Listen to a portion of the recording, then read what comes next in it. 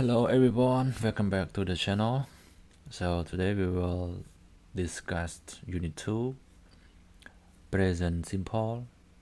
but in this book the title is Simple Present. I do បាទ I do ជាទីហោអញ្ចឹងអ្នកនរគ្នាចូលមករៀនភាសាអង់គ្លេសតាមសៀវភៅមួយគឺ Grammar and Use បាទ Level 1 អញ្ចឹងភាសាក្នុងនេះគឺពន្យល់ងាយៗស្រួលៗយល់ខ្លីៗបាទក្នុងមេរៀនទី1យើងបានរៀនអំពី present continuous បាទចាប់សពគ្រប់ហើយឥឡូវ we move to unit 2បាទ simple present ឬក៏សៀវភៅខ្លះចំណងជើងគឺ present simple អញ្ចឹងមួយណាក៏ត្រូវដែរពីរហ្នឹងប្រាប់បានដូចគ្នាណាបាទ Okay let's go to section A study this example situation បាទអញ្ចឹងក្នុងសៀវភៅនេះគឺគេចែងបែងចែក section ជា A B C ដើម្បីរៀននៅគំរូឧទាហរណ៍បាទណាអូខេយើងមើលរូបតិច look at the picture a man is sleeping បាទមានបារម្ភអ្នកកំពុងដេកណា Alex is a bus driver but now he is asleep in bed បាទអញ្ចឹង Alex គឺជាអ្នកបើកបរឡានក្រុងប៉ុន្តែឥឡូវហ្នឹងគាត់កំពុងតែលង់លក់នៅក្នុងបាទនៅក្នុងក្រេនៅលើក្រេខ្មែរយើងថាលើអង់គ្លេសថាក្នុងណា so he is not driving a bus he is asleep ណាអញ្ចឹងគាត់មិនមែនកំពុងតែបើកបរឡានក្រុងទេបាទក្នុងវងចោគាត់កំពុងតែលង់លក់ but he drive a bus ប៉ុន្តែគាត់បើកឡានបាទ with drives with s ណា time s this is the simple present tense អញ្ចឹងនេះគឺជាកាលបច្ចុប្បន្នធម្មតាឬក៏ធម្មតាបច្ចុប្បន្នអញ្ចឹងកាលបច្ចុប្បន្នកាលធម្មតាហ្នឹងគឺយ៉ាងម៉េចគាត់ជាអ្នកបើកបរប៉ុន្តែថ្ងៃហ្នឹងគាត់អត់បើកទេគាត់នៅដេកទេគាត់មិនមែនកំពុងបើកបរទេប៉ុន្តែគាត់បើកបរវិញវ៉ាន់ណាអូខេមិនអញ្ចឹងទេណា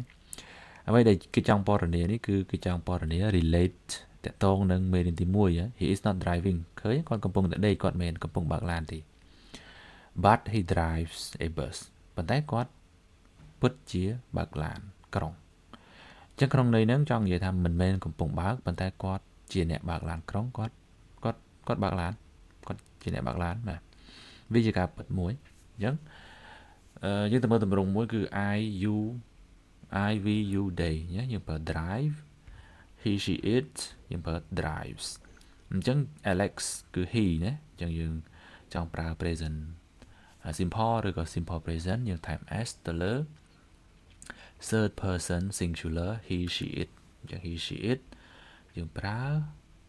ថែម s ពីក្រោយណាក្បួនថែម s ហ្នឹងមានច្រើនទៀតអូខេឥឡូវយើងទៅសិក្សាបន្ថែមទៀតណាទៅសិក្សាបន្ថែមទៀតបាទតែគេបញ្យល់ថាម៉េចណាជំនាញយើងរៀងវល់ដែរបាទ we use the simple present to talk about things in general អញ្ចឹងច្បាស់ណាយើងប្រើ simple present ដើម្បីនិយាយអំពីអ្វីជាទូទៅបាទ we are not thinking only about the present យើងមិនមែនគិតតែអំពីបច្ចុប្បន្នភាពទេណាមិនមែនគិតតែបច្ចុប្បន្នទេ we use it to say that something happens all the time or repeatedly យើងប្រើវាដើម្បីនិយាយថាអ្វីមួយហ្នឹងបាទកើតឡើងគ្រប់រាល់ពេលឬក៏ repeatedly ដដែលឡើងម្ដងហើយម្ដងទៀត or that something is true in general ឬក៏អ្វីមួយដែលវាពិតជាទូទៅគឺពិតអញ្ចឹង it is not important whether the action is happening at the time of speaking or not បាទ or not នោះខ្ញុំថាវាមិនសំខាន់ថាតើបាទសកម្មភាពនេះកំពុងតែកើតឡើងនៅពេលដែលកំពុងនិយាយឬក៏អត់ទេអញ្ចឹងខុសពី present continuous វាត្រូវតែកំពុងតែកើតឡើងអញ្ចឹងបើយើងនិយាយថា he is sleeping ត្រូវបាទ he drive bus ក៏ត្រូវប៉ុន្តែបើដាក់ថា he is driving bus ខុសព្រោះគាត់កំពុងដេកអូខេតោះទៅមើលឧទាហរណ៍4 The earth goes around the sun ណាអញ្ចឹងបាទ ផែនដីធ្វើដំណើរជុំវិញព្រះអាទិត្យជាការពិតណា general true in general បាទ nurses take care of patient in hospitals ណាអញ្ចឹងគិលានុបដ្ឋាយិកាបាទថែទាំអ្នកជំងឺនៅក្នុងមន្ទីរពេទ្យជាការពិតធម្មតាអ្នកណាក៏ដឹង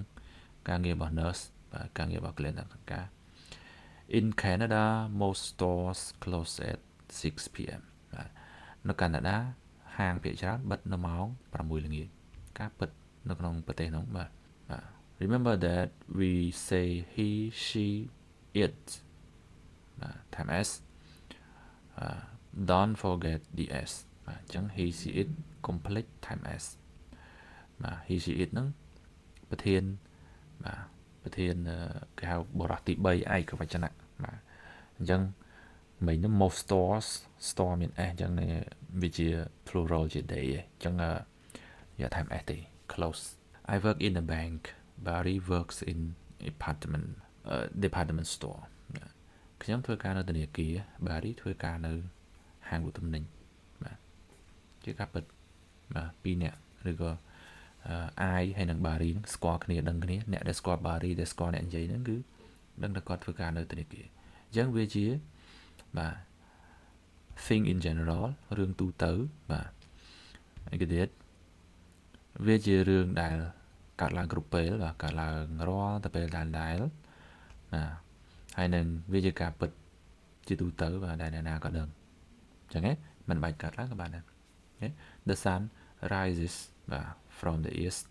បាទអញ្ចឹងមកព្រះអាទិត្យរះទិសខាងកើតណាក៏ដឹង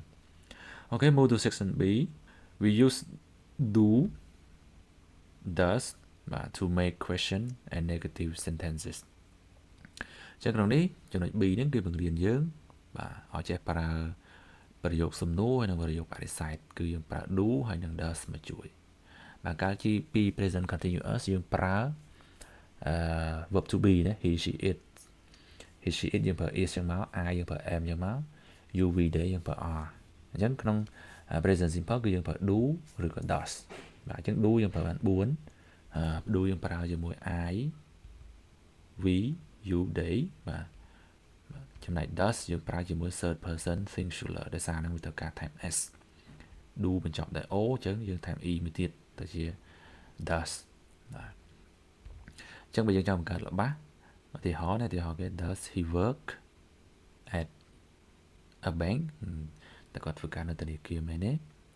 បាទអញ្ចឹងបើវាដើមប្រយោគ do ហើយនឹង does នេះត្រូវអក្សរធំណាតែតែយើងយល់ហើយណាដើម្បីបង្កើតប្រយោគបដិសេធគឺយើងប្រើ do not ហើយនឹង does not ដែលអាចទម្រង់ខ្លីទៅសេទៅជា don't មកពី do not does not ទៅជា doesn't អញ្ចឹង I you we they យើងប្រើ don't ឬក៏ do not he she it យើងប្រើ doesn't អូខេយើងមើលឧទាហរណ៍4 Excuse me do you speak English បាទអញ្ចឹងជាស្រ័យតើអ្នកចេះនិយាយភាសាអង់គ្លេសទេបាទអញ្ចឹងចេះនិយាយវាជា sing របស់វាជាការពិតរបស់អ្នកណាម្នាក់ដែលគាត់ចេះមិនចេះអញ្ចឹងណាអូខេ Would you like a cigarette No thanks I don't smoke អញ្ចឹងវាជាការពិតសម្រាប់បរិះម្នាក់ហ្នឹងដែលគាត់មិនជូបបារីបាទ What does this word mean ណាពាក្យនេះមានន័យថាម៉េចជាអត្ថន័យរបស់ពាក្យមានអីត្រូវប្រើការផ្សេងជាការធម្មតាបាទ Not what means this word បាទអញ្ចឹងគឺយើងប្រើ do យកមកបង្កើតរបស់សំណួរណា Rice doesn't grow in Alaska អញ្ចឹងវាជាការពិតមួយគឺដំណាំស្រូវអាចយកទៅដាំនៅទីក្រុង Alaska ដែរអូខេអញ្ចឹងfor question see also unit 47អញ្ចឹងសម្រាប់សំណួរអាចទៅមេរៀនទី47អញ្ចឹងយើងទៅបាន2មេរៀនទេនៅ45មេរៀនដើម្បីរៀន But now we move to section C we use the present simple ឬក៏ simple present when we say how often we do things បាទអញ្ចឹងក្នុងនេះយើងប្រើ simple present ហ្នឹងនៅពេលដែលយើងនិយាយអំពីភាពញឹកញយនៃអ្វីដែលយើងធ្វើណាយើងធ្វើអីញឹកញយប៉ុណ្ណាណាឧទាហរណ៍ទី1 I get up at 8 every morning បាទអ ចឹងគាត់ជានិច្ចកាលឬក៏គាត់ធ្វើរឿងនឹងដដែលណានៅម៉ោង8គឺភ្ញាក់ពីគេងគឺរាល់ព្រឹកចឹងគេប្រើពាក្យ every morning every day every month every year ចឹងមកបាទណាបាទពី how often do you go to the dentist តើអ្នកឯងទៅ dentist ញឹកញាប់ប៉ុណ្ណាបាទទី3 Ant doesn't go out very often អញ្ចឹង Ant អត់សូវចេញក្រៅទេហ៎ in the summer នៅក្នុងរដូវក្តៅ Tom usually plays tennis twice a week បាទអញ្ចឹងយើងនិយាយសាមញ្ញថាវាជាការពិតមួយសម្រាប់ Tom ឲ្យតែរដូវក្តៅគាត់ជាទូទៅណា usually អញ្ចឹងជាធម្មតាបាទ Tom លេង tennis 2 ដងក្នុងមួយសប្តាហ៍អូខេចុងក្រោយ section D notes that កត់សម្គាល់ថា we say where do you come from បាទស្មើនឹង where are you from អញ្ចឹងជាទូទៅយើងនិយាយថា where do you come from អត្ថន័យរបស់ clear ហ្នឹងគឺស្មើនឹង where are you from អញ្ចឹងក្នុងនេះបើសិនជាចង់និយាយថាគេមកទៅតែមកពីណាយើងអត់ប្រើ where do you come from ទេណា where do you come from នឹងនិយាយអំពីថាតើគេមកពីប្រទេសណាបាទណា where do you come from អញ្ចឹង not where are you coming from ទេអញ្ចឹងអត់អាចនិយាយថាអ្នកឯងកំពុងតែមកពីណាទេហ្នឹងតើឧទាហរណ៍យើងកំពុងធ្វើដំណើរគេចង់ដឹងជាក់លាក់ថាយើងកំពុងមកពីចំណុចណាអញ្ចឹងណាអាចថា I'm coming from home I'm coming from the store something like that តែបើចង់សួរសំណួរថាតើគេមកពីប្រទេសណាមកពីស្រុកណាគឺយើងប្រើ where do you come from ឬក៏បើមិនប្រើអាហ្នឹងទេប្រើ where are you from អញ្ចឹង he comes from Japan គាត់មកពីប្រទេសជប៉ុន not he is coming from Japan តែអារបស់ he is coming from Japan ហ្នឹងក៏ត្រូវដែរណាតែគាត់ថាអត្ថន័យគឺផ្សេង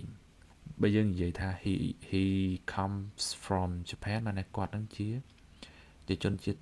ជប៉ុនកើតនៅជប៉ុនណា like we come from Cambodia បាទអញ្ចឹងឧទាហរណ៍គាត់កំពុងជិះយន្តហោះមកពីជប៉ុន